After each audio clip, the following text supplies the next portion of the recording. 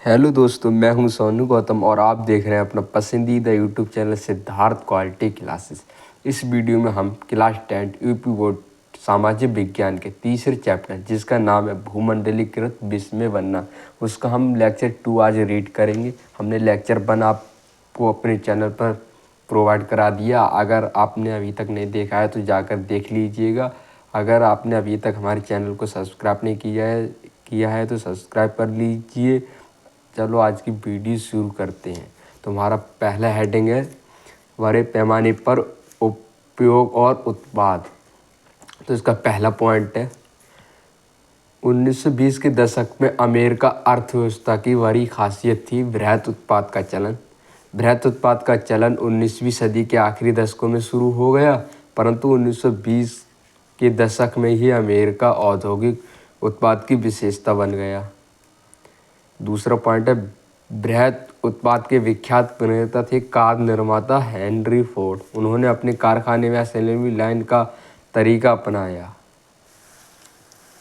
उन्होंने ये पद्धति शिकागो के बूचर खाने से ली। अब 3 मिनट में एक कार तैयार होने लगी। टी मॉडल कार बृहत उत्पाद पद्धति से बनी पहली कार थी। 1919 में अमेरिका में 20 लाख कारों का उत्पाद होता था, जो 1929 में 50 लाख कार प्रति वर्ष हो गया। अगला पॉइंट है फ्रिज, वॉशिंग मशीन, रेडियो आदि चीज़ें हायर परचेज व्यवस्था के तहत खरीदी जाती थी, यानी इनकी कीमत साप्ताहिक या मासिक किस्तों में चुकाई जाती थी। हमारा अगला हेडिंग है मोस्ट इम्पोर्टेंट, ये हर बार पेपर में पूछा जाता है, महामंदी। आर्थिक महामंदी की शुरुआत 1929 से हुई और 30 के दशक के मध्य तक रही। इस दौरान उत्पादन, रोजगार, आय, व्यापार में भयानक गिरावट दर्ज की गई।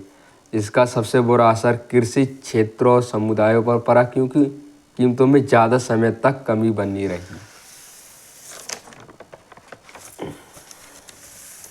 अब देख लेते हैं मोस्ट इम्पोर्टेंट हेडिंग महामंदी के कारण।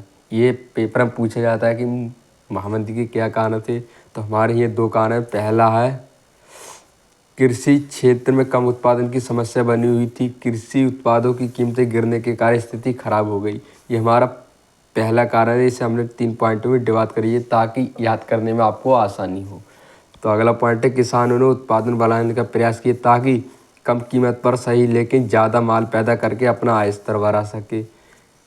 कृषि उत्पादों की आमद बढ़ी, कीमत गिरी, खरीदारों के अभाव में कृषि उपज परी सड़ने लगी। और हमारा दूसरा कारण था 1920 के दशक के मध्य में बहुत सारे देश अमेरिका से कर्जे लेकर अपनी ज़रूरतों को पूरा करते थे। संकट का संकेत मिलते अमेरिकी उद्यमियों के होश उड़ गए और उन्होंने कर्जे देना बंद कर दिया। 1928 के पहले 6 माह तक विदेशों में अमेरिका का कर्जा $1 अरब तथा जो साल भर के भीतर 1/4 रह गया। जो देश अमेरिकी कर्जे पर निर्भर थे उनके सामने गहरा संकट आ खड़ा हुआ। ये हमारे आर्थिक महामंदी के 2 कारण हुए। हमारा ये पॉइंट देखते हैं, ये अलग पॉइंट। औद्योगिक देशों में मंदी का सबसे बुरा असर अमेरिका को झेलना पड़ा। अब अगला हेडिंग पॉइंट देखते हैं भारत पर महामंदी का असर। ये भी मोस्ट इम्पोर्टेंट है, ये भी पेपर में पूछा जा सकता है।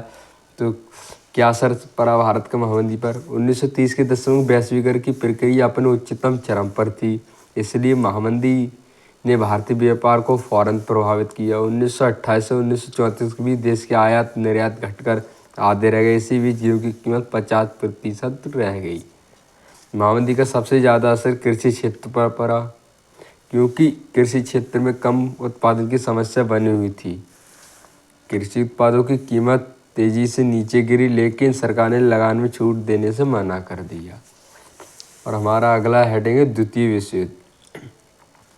प्रथम विश्व युद्ध खत्म होने के केवल 2 दशक बाद दूसरा विश्व युद्ध शुरू हो गया। ये युद्ध 2 खेमों के बीच लड़ा गया। पहला खेमा था धूरी शक्ति, जिसमें नाची जर्मनी, जापान और इटली थे। दूसरा खेमा था मित्रराष्ट्र, जिसमें ब्रिटेन, सोवियत संघ, फ्रांस, अमेरिका आदि देश थे। ये युद्ध 6 साल चला। यह ज़मीन, हवा, पानी में लड़ा गया। इस युद्ध में 6 करोड़ लोग मारे गए। इस युद्ध में अमेरिका आर्थिक, राजनीतिक व सैनिक दृष्टि से वर्चस्वशाली ताकत बन गया। हमारा अगला पॉइंट है युद्धोत्तर बंदोबस्त और ब्रिटेन वुड्स संस्थान। दो महायुद्धों के बीच मिले आर्थिक अनुभवों से अर्थशास्त्रियों और राजनीतिज्ञों ने दो सबक सीखे। पहला था बृहत उत्पाद पर आधारित किसी समाज को व्यापक उपभोग के बिना कायम नहीं रखा जा सकता। व्यापक उपभोग को बनाए रखने के लिए आमदनी काफ़ी ज़्यादा और स्थिर हो। इसके लिए बाजार में सरकार का नियंत्रण काफ़ी ज़रूरी था। दूसरा सबक था औद्योगिक विश्व में आर्थिक स्थिरता एवं पूर्ण रोजगार को बनाए रखा जाए। इसके लिए वस्तुओं, पूंजी, श्रम की आवाजाही को नियंत्रित करने की ताकत सरकार को हो।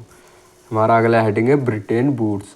जुलाई 1944 में अमेरिका में स्थित न्यू हैम्पशायर के ब्रिटेन वुड्स नामक स्थान पर ब्रिटेन वुड्स सम्मेलन हुआ, जिसमें अंतर्राष्ट्रीय मुद्रा कोष, जिसे IMF शॉर्ट में बोलते हैं, और दूसरा अंतर्राष्ट्रीय पुनर्निर्माण एवं विकास बैंक, जिसे विश्व बैंक भी कहते हैं छूट में, इन्हें ब्रिटेन वुड्स संस्थान या ब्रिटेन वुड्स ट्वेन के नाम से जाना जाता है।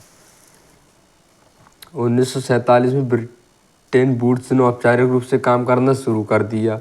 इन संस्थानों की निर्णय प्रक्रिया पश्चिमी औद्योगिक देशों के नियंत्रण में रहती थी।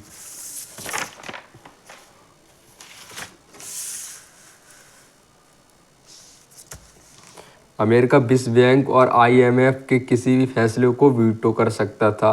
वीटो का मतलब हटा सकता था, ख़त्म कर सकता था। हमारा अगला हेडिंग है औपनिवेशीकरण और स्वतंत्रता। जो देश दूसरा विश्व युद्ध खत्म होने के बाद स्वतंत्र स्वाधीन राष्ट्र बन चुके थे, वे गरीबी व संसाधनों की कमी से जूझ रहे थे। IMF और विश्व बैंक का गठन औद्योगिक देशों की ज़रूरतों को पूरा करने के लिए किया गया। ये संस्था भूतपूर्व उपनिवेशों की गरीबी और समस्या से निपटने के पक्ष में नहीं थी, तो उन्होंने नई अंतर्राष्ट्रीय आर्थिक प्रणाली, जिसे शॉर्ट में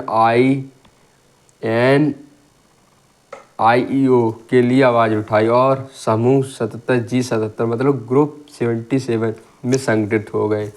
उनकी मांगे थी अपने संसाधनों पर नियंत्रण मिले, विकास के लिए अधिक सहायता मिले, कच्चे माल के सही दाम मिले, तैयार माल को विकसित देशों में के बाजारों में बेचने के लिए बेहतर पहुंच मिले। हमारा अगला और लास्ट हेडिंग है बहुराष्ट्रीय कंपनियां। एक साथ बहुत सारे देशों में व्यवसाय करने वाली कंपनियों को बहुराष्ट्रीय कंपनी या बहुराष्ट्रीय निगम, जिसे इंग्लिश में मल्टीनेशनल कॉरपोरेशन शॉर्ट में MNC कहते हैं, इसकी स्थापना 1920 के दशक में शुरू हुई थी। अगर आपको हमारी वीडियो पसंद आई हो तो वीडियो को लाइक कीजिए, चैनल को सब्सक्राइब कीजिए। हमने आप पीछे के पहले, दूसरे और तीसरे चैप्टर की वीडियो उपलब्ध करा दी है। अगर आपने नहीं देखे हैं जाकर तो देख लीजिएगा। आज के लिए इतना ही, मिलते हैं नेक्स्ट वीडियो में।